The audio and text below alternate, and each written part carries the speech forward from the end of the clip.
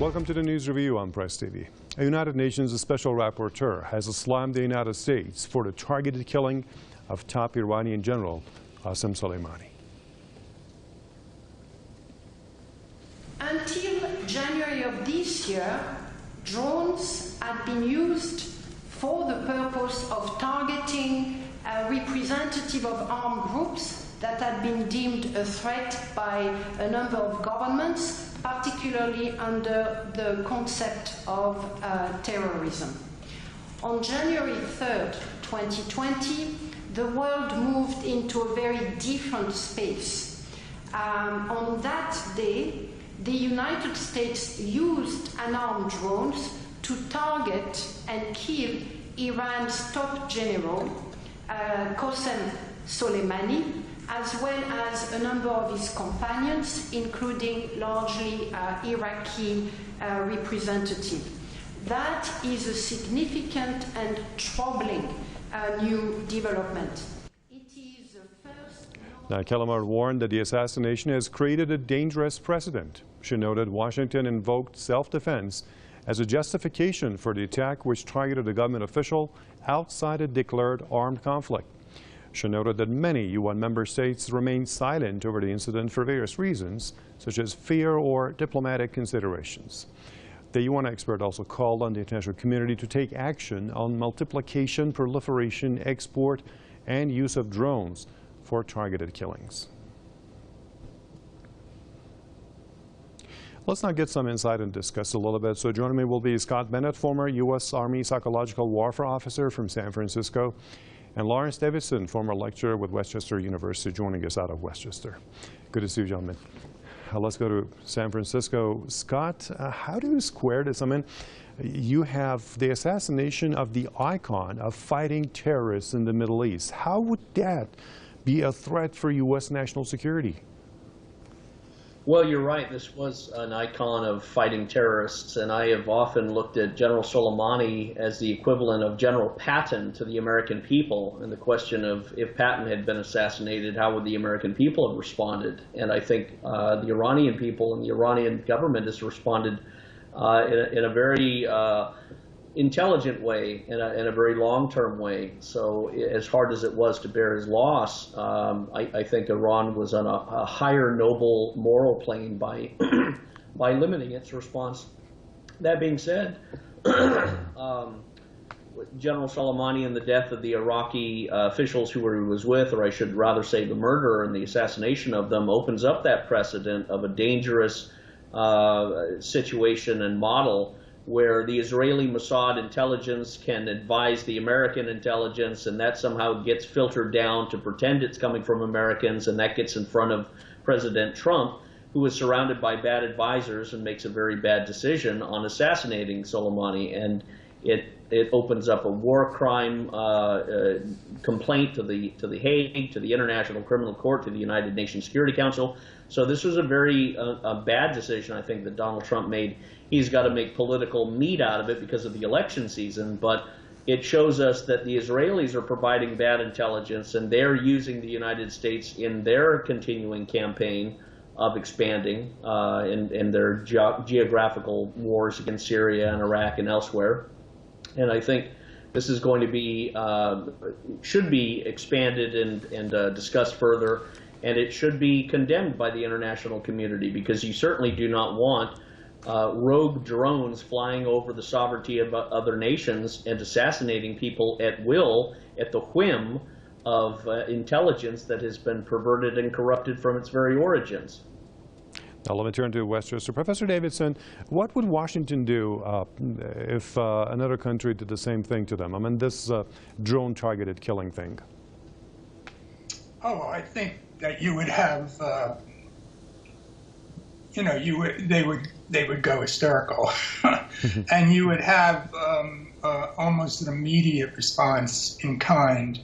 I think what's going on here is the decay and deterioration of international law and international court that had its origins and had such a positive outlook after World War II. But we're going backwards, And the whole question of drones has a certain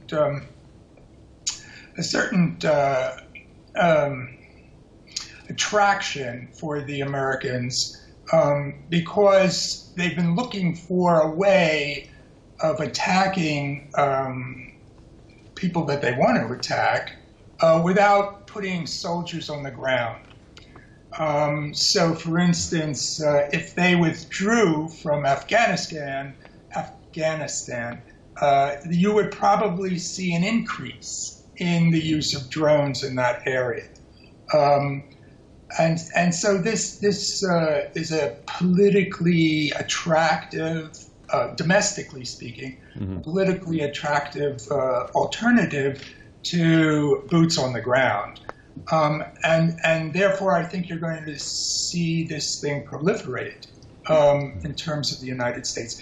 But of course, the United States has assassinated other leaders before. It's tried to assassinate Castro multiple times. It was complicit in the assassination of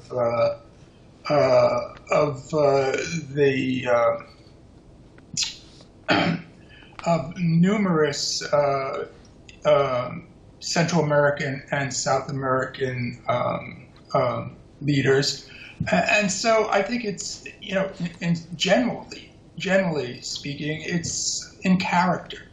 They essentially they're using a different weapon to do it.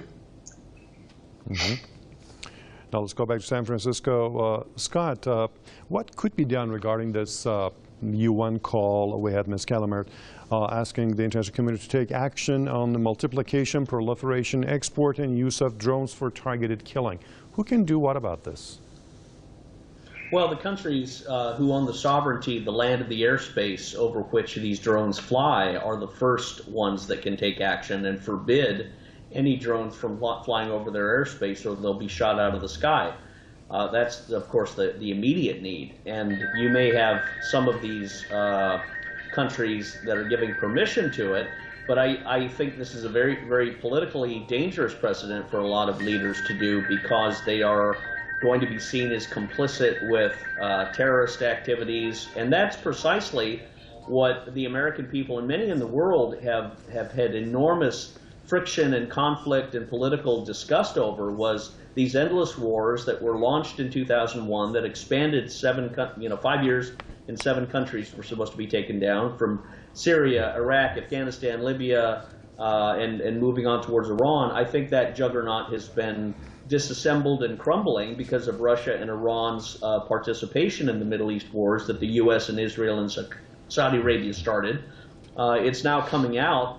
General Soleimani's situation, of course, was he was on a diplomatic mission invited for discussions on curtailing the violence, and he was assassinated. That tells me that it was precisely the Israelis that fed this information, and that the CIA were the ones who launched the bullet, triggered it, and they're trying to masquerade it as something novel, but it really isn't.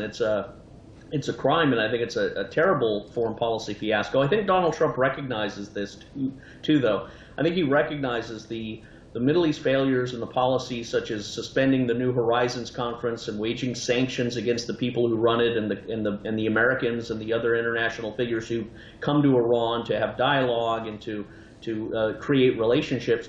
That is the best form of diplomacy and conflict resolution in the history of civilization, and yet it is being blocked by advisors and dual Israeli citizens like Sigal Mandelker and Munchkin, the Secretary of Treasury, and the Terrorist Assets Control Area. Those are hijacking the foreign policy and turning it into a war policy, which no American wants, and Donald Trump was elected to go against.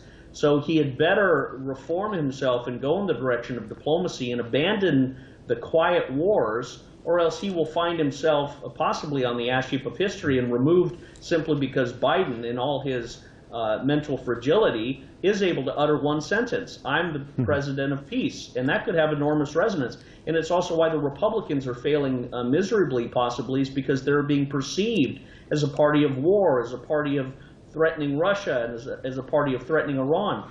That is out of fashion, if you will. That is out of the context and the desire and the agenda of the American people and indeed the world, because they've suffered it for 19 years.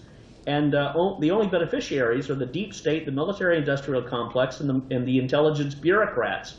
So hopefully you're going to see this sort of a vocal international voice that is condemning the drone strikes, condemning targeted assassinations, and in fact bringing criminal charges in defense of General Soleimani against his assassins.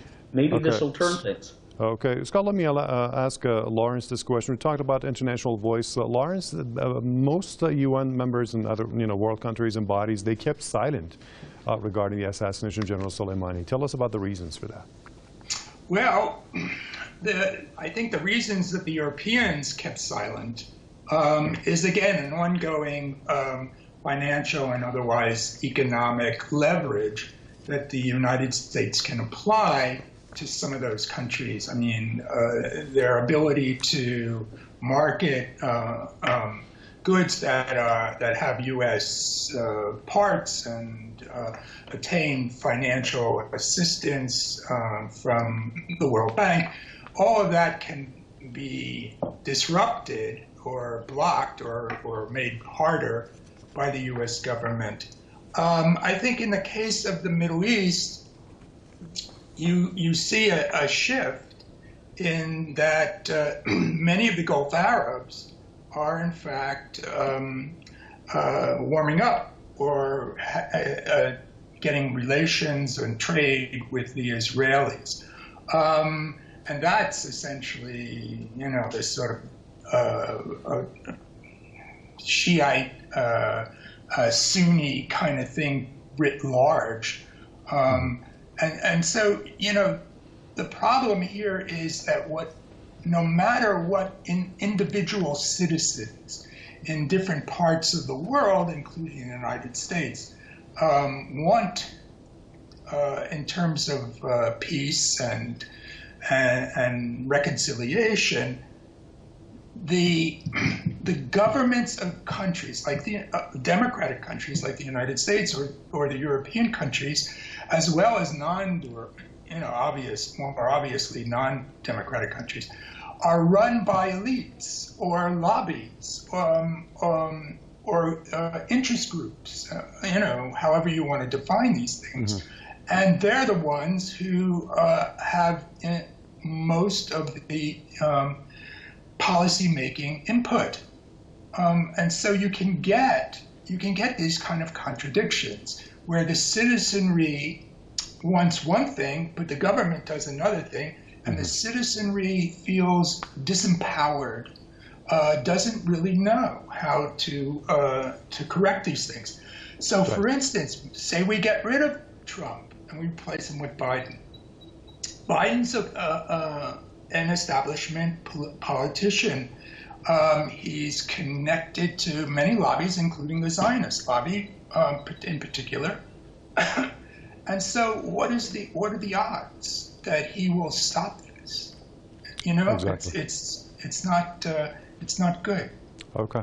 Thank you very much for your comments. We had Scott Bennett, former U.S. Army Psychological Warfare Officer from San Francisco, and Lawrence Davidson, former lecturer with Westchester University, who joined us out of Westchester.